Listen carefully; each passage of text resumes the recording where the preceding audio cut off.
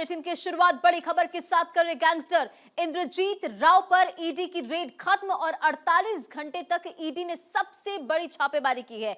ED ने करीब 6 crore 22 lakh cash बरामद किया है। इसी के साथ 17 करोड़ 30 लाख की ज्वेलरी भी ईडी ने जब्त की है। तो गैंगस्टर इंद्रजीत राव पर ईडी की रेड खत्म हुई है। ये तस्वीर आप देखिए किस तरह से भारी मात्रा में नोट जब्त किया गया। 48 घंटे तक ईडी ने ये सबसे बड़ी छापेमारी की है और इस छापेमारी में देखिए करोड़ों कैश बरामद हुआ है। जानकारी मिल रही कि 6 करोड़ 22 लाख कैश यहां से बरामद किया गया है। आपको मालूम है कि इससे पहले दिल्ली, गुरुग्राम, रोहतक में कुल 10 ठिकानों पर छापेमारी कर रही थी ईडी की टीम। मनी लॉन्ड्रिंग के एक संगठित खेल का खुलासा किया गया और उसके बाद ये बड़ी कार्रवाई हुई है। हरियाणा के कुख्यात गैंगस्टर इंद्रजीत सिंह यादव की काली कमाई पर ईडी ने यह बड़ा वार किया है और दिल्ली, गुरुग्राम, रोहतक में 10 ठिकानों पर छापेमारी कर करोड़ों की मनी लॉन्ड्रिंग का खुलासा किया है टीम ने। इस जांच में यह भी पता चला अवैध वसूली, जबरन सेटलमेंट और विदेशी कनेक्शन भी सामने आया है और ये कार्रवाई इंद्रजीत यादव, उसके साथियों और आपको ये भी बताएं कि अपोलो ग्रीन एनर्जी लिमिटेड समेत संबद्ध कंपनियों के खिलाफ मामला दर्ज किया गया और ये पूरी कार्रवाई हुई है।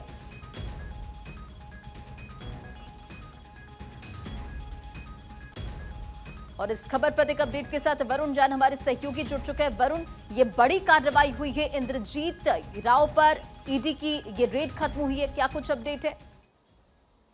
देखिए, बिल्कुल जो एनफोर्समेंट डायरेक्टरेट की पिछले 3-4 दिनों से इंद्रजीत राव यादव के खिलाफ जो रेड चल रही थी वो खत्म हो गई है। ईडी के सूत्रों का कहना है कि करीब इस पूरी छापेमारी के दौरान 6 करोड़ 22 लाख रुपए कैश और करीब 18 करोड़ रुपए की ज्वेलरी के साथ 35 करोड़ रुपए की जमीन के जो कागजात है वो रिकवर किए गए हैं, उसको अपनी कस्टडी में लिया। साथ ही जो 5 लग्जरी गाड़ियां हैं वो भी एनफोर्समेंट डायरेक्टरेट ने बरामद किया। पिछले 4 दिनों से लगातार एनफोर्समेंट डायरेक्टरेट की जो ये छापेमारी थी दिल्ली और देश के कई अन्य शहरों पर लगातार चल रही थी। आपको इसमें महत्वपूर्ण बात ये बता दूं कि जो दिल्ली का सर्वप्रिय विहार है, यहाँ पर जब छापेमारी हुई थी तब करीब 5 करोड़ रुपए नकदी भी इसके अंदर बरामद हुई थी। दरअसल आरोप जो है वो इंद्रजीत यादव के ऊपर इस तरीके से है कि वो लगातार ब्लैकमेलिंग और जो इससे जुड़े जो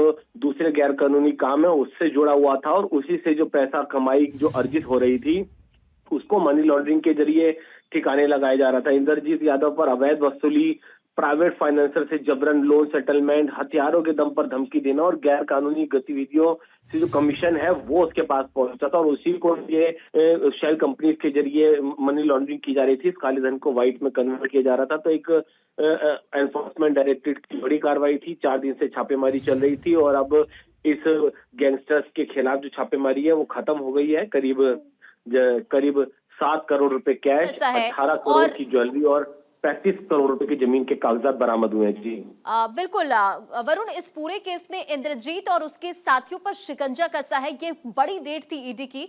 जानकारी ये भी सामने है कि कुछ डिजिटल डेटा भी जब्त किया गया, कुछ अपडेट है क्या इसे लेकर?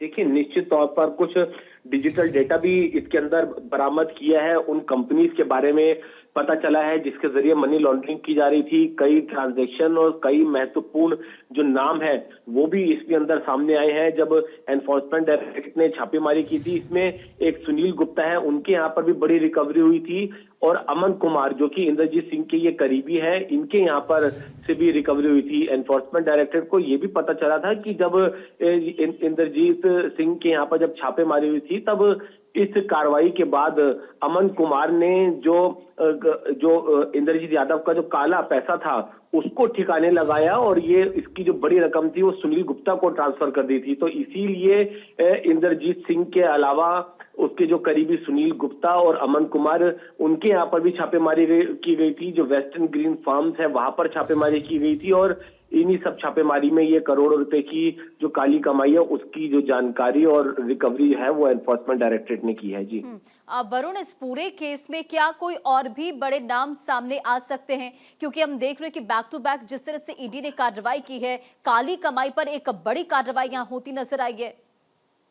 देखिए, निश्चित तौर पर एक बड़ा नाम है इंद्रजीत सिंह यादव का, जो कि कई बड़े जो सफेद पोश लोग हैं, चाहे पॉलिटिशियंस हो, कई बड़े ब्यूरोक्रेट्स के भी लगातार संपर्क में था। इसके कई जो कनेक्शंस है वो एनफोर्समेंट डायरेक्टरेट को पता चले हैं। तो किन किन लोगों से लगातार संपर्क में था, किन किन को जो ट्रांजैक्शंस हैं वो ट्रांसफर हुए, ये अपने आप में एक मैटर ऑफ इन्वेस्टिगेशन हो जाता है। तो निश्चित तौर पर जो ये पूरा मामला है, अभी जांच आगे बढ़ेगी तो कई और बड़े नाम जो है इसमें घेरे में आएंगे जो कि इस पूरे काले धन से जुड़े हुए थे। जी चलिए, बहुत बहुत शुक्रिया वरुण इन तमाम जानकारियों के लिए।